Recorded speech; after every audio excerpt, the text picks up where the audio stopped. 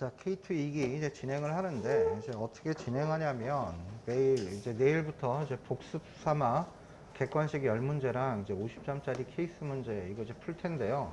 복습으로 할 거예요. 그래서 그 전날 배운 거를, 풀어볼 거니까, 일단 그 강의 첫머리에는 2019년도부터 2020년도 6월 달까지 나온 이제 최신 판례, 그걸 내일 진도 범위 내에 이제 설명을 드리고, 그 다음에 이제 케이스 문제를 이제 풀고, 이제 그 파트에서 이제 나오는 문제, 그거를 내일 이제 보시면 되겠어요. 그래서 예습 같은 건 하지 마시고, 이제 복습 위주로 공부하셔서 이제 시험도 보시고, 이렇게 하셔야 될 텐데, 자, 그래서 판례 정리 보시면은,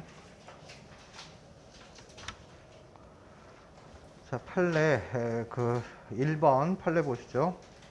항고소송, 즉 행정소송으로 제기했어야 될 사안을 민사소송으로 잘못 제기한 경우, 만약에 수소법원이 행정소송에 대한 관할권이 없다라면 행정법원으로 이송하고, 행정소송에 대한 관할권도 같이 갖고 있는 민사법원이라고 한다라면 행정소송으로서 변경하도록 이제 성명을 한 다음에 행정소송법이 정하는 절차에 따라 심리 판단해야 된다. 맞는 지문이에요. 그래서 거기 해설 보시면은 행정소송법상 항고소송으로 제기했어야 될 사건을 민사소송으로 잘못 제기한 경우에 수소법원은 그 항고소송에 대한 관할도 동시에 가지고 있다라면, 자, 괄호로 묶으세요. 이 소송이 전심 절차를 거치지 않았거나 제소기간을 도구하는 등 항고소송으로서의 소송요건을 갖추지 못했음이 명백하면 각하하고요. 명백하여 항고소송으로 제기됐다 하더라도 어차피 부적법하게 되는 경우가 아닌 경우라면 원고로 하여금 항고소송으로 소변경을 하도록 성명권을 행사해서 행정소송법이 정하는 절차에 따라 이제 심리 판단해야 되는 것이고, 맞는 지문이고, 그 다음에 두 번째부터가 우리 시험에 안 나오는 국제재판 관할권에 관한 최신 판례인데요. 우리 시험에 이게 국제거래법에서 나오기 때문에 안 나온다는 것 뿐이지 시험 범위가 아니다, 이렇게 볼 수는 없어요. 그래서 내면 나올 수 있는 거니까 여기에 대해서 최근 2019년도에 굉장히 중요한 판례가 나왔으니까 안 나오더라도 요 정도 파트는 좀 이해하시고 이제 시험장 가시는데요. 자, 일단 국제재판 관할권이라는 게 뭐죠?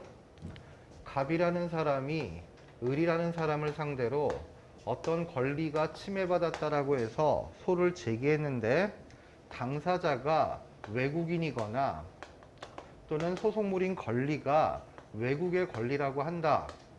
그렇다면 이걸 뭐라고 하냐면 섭외적 사법사건이라고 해요. 어려운 단어가 아니죠.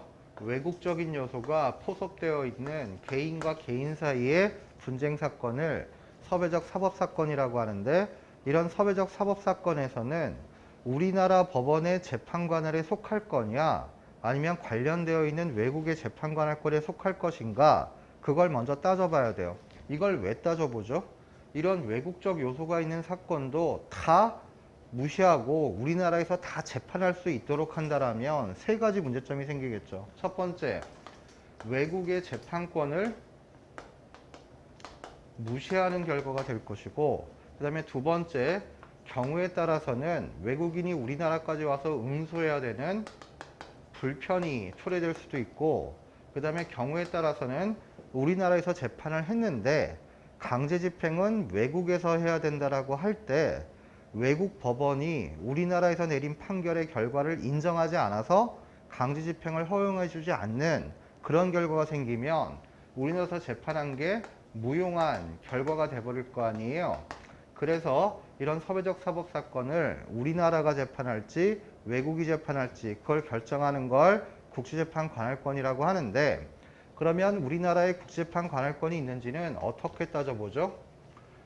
국제사법 제2조에서 1항에서 대한민국과 실질적 관련성이 있을 때 국제재판 관할권을 행사한다라고 규정하고 있고, 마찬가지로 1항에서 실질적 관련성이 있는지는 합리적 원칙에 의해서 따져보는데, 그럼 이때 합리적 원칙이라는 건 2항에서 대한민국의 토지관할권이 존재하고, 그 다음에 국제재판관할권의 특수성에 비추어 봐가지고 따져보는데, 국제재판관할권의 특수성이라고 하는 것은 원고가 제소하기 편리하냐, 피고가 응소하는데 불편은 없느냐, 법원이 심판하는데 편리한 건가, 이런 걸 따져봐 가지고 국제재판관할권이 있는지를 살펴보는 거예요. 따라서 대한민국이 이런 서배적 사법 사건에 대해서 국제재판관할권이 있는지는 기본적으로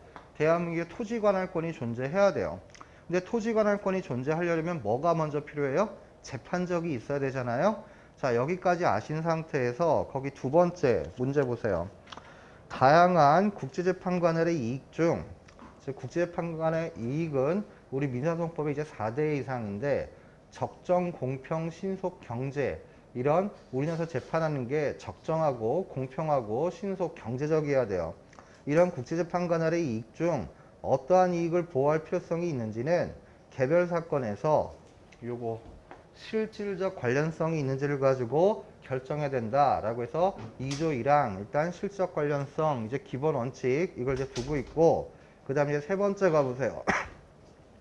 이런 실질적 관련성이 있는지는 합리적 원칙, 합리적 원칙은 토지관할과 특수성인데 그래서 그 세 번째 질문 보시면 국제재판 관할에서도 피고의 주소지는 생활관계의 중심적 장소로서 중요한 고려 요소다라고 해서 다들 아시다시피 우리 민소법 제3조에 따라 피고의 주소지가 어떻게 돼요? 보통재판적이 되잖아요.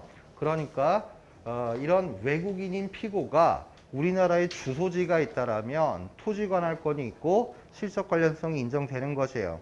그 다음에 네 번째 가보시면은 우리 민소법 제11조 가보시면은 대한민국에 재산이 있는 곳, 여기도 특별재판적이 인정되잖아요.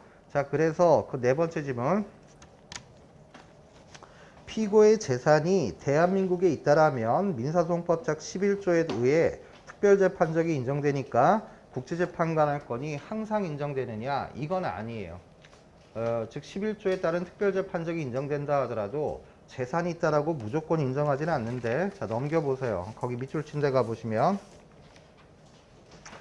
피고의 재산이 대한민국에 있다면 당사자의 권리구제나 판결의 실효성 측면에서 대한민국 법원의 국제재판관할권을 인정할 수 있겠다. 그러나 그 재산이 우연히 대한민국에 있는 경우까지도 무조건 국제재판관할권을 인정하는 것은 피고에게 현저한 불이익이 발생될 수 있다. 따라서 원고의 청구가 피고의 재산과 직접적인 관련이 없는 경우에는 그 재산이 대한민국에 있게 된 경위라든가 재산의 가액이라든가 원고의 권리구제 필요성과 판결의 실효성 등을 종합해서 고려해가지고 국제재판관할권이 있는지를 판단해야 된다라고 해서 3조에 따라 피고 주소가 우리나라에 있다라면 실적 관련성을 인정할 수 있지만 재산이 있을 때에도 특별재판적이 인정되는 거긴 하지만 항상 국제재판관할권을 인정하지는 않겠다라는 거예요.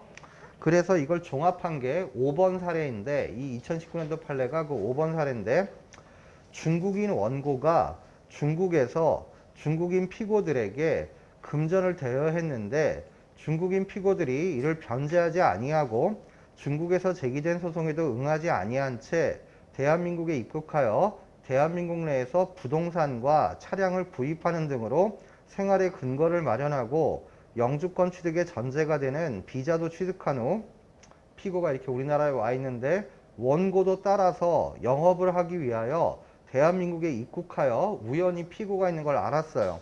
그래서 피고들을 상대로 대한민국 법원에 소를 제기했을 때에는 피고 주소가 우리나라에도 있고 재산도 우리나라에 있고 이 정도면 실적 관련성을 인정해가지고 우리나라의 국제재판관할권을 인정해 준 거예요.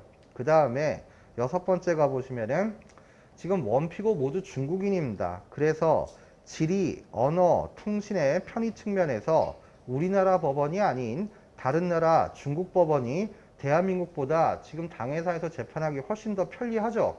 더 편리하다 하더라도 대한민국 법원의 재판관할권이 무조건 부정되는 건 아니라는 거예요. 국제재판관할권도 토지관할과 마찬가지로 병존하기 때문에 우리나라의 실적 관련성이 있어서 우리나라에다가도 소를 제기할 수 있고 중국이 더 편리하지만 우리나라의 국제재판관할권을 인정할 수 있다라는 겁니다. 다 똑같은 판례예요. 2019년도인데 이렇게 국제재판관할권에 관해서 망라적인 큰 판례가 하나 나왔으니까 아 이거 안 나오는데 왜 해? 이러지 마시고 요거 정도는 암기하시고 이제 시험장에 가시고, 물론 내일 객관식 시험에 이거 지문화 해놨어요. 그러니까 이제 맞춰 보시고요.